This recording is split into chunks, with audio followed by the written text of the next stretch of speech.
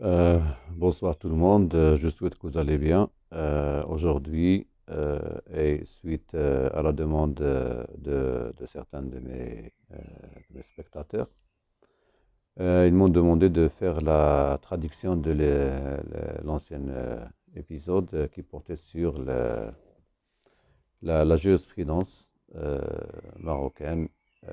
C'était une première au Maroc, là où le tribunal de commerce de la ville de Fès, en date du 19/7/2018, rendu un jugement qui a alloué à une victime d'un accident de circulation la somme de 15 000 dirhams. C'était, je le dis bien, le tribunal de commerce et non pas le tribunal de première instance, le tribunal civil. C'était le tribunal de commerce. Donc pour la première fois au Maroc, un client, à l'aide bien sûr de son avocat, a esté en justice devant le tribunal de commerce dans une affaire d'accident de voie publique ayant entraîné des dégâts matériels. Euh, le cas d'espèce est un accident purement matériel avec délai de fuite. Donc après que le client a été en justice devant le procureur du roi en déposant une plainte pour cas de fuite et après enquête de la police judiciaire, l'inculpé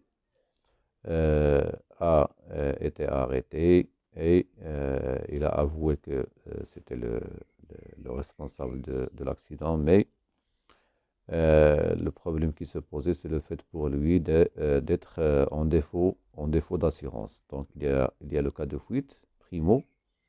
Secondo, il y a le problème du défaut d'assurance qui empêche, bien sûr, l'assuré d'obtenir gain de cause devant le juge civil. Euh, ce qui a poussé l'assuré a cherché dans son contrat euh, pour trouver une issue afin d'obtenir gain de cause. Bon, le contrat prévoit, heureusement, la garantie dommage-collision. Donc, quand il a réclamé le remboursement de ses débours auprès de la compagnie, ils ont refusé de le rembourser pour cause cas de fuite, défaut d'assurance, etc., etc. Automatiquement, l'assuré, à l'aide de son avocat, a pensé à la relation commerciale qui lie l'assuré à son propre assureur, puisque il ne s'agit pas de la garantie responsabilité civile,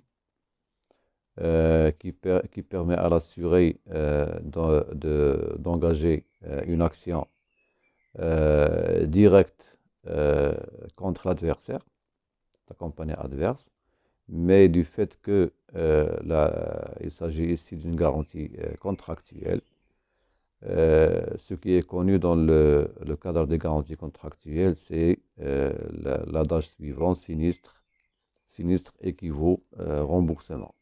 Bien, sinistre équivaut règlement ou bien compensation.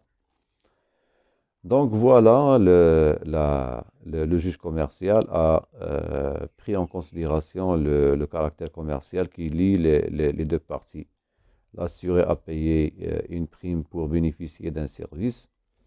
Quand il y avait eu un sinistre, le client a droit automatiquement au remboursement, même si la compagnie oppose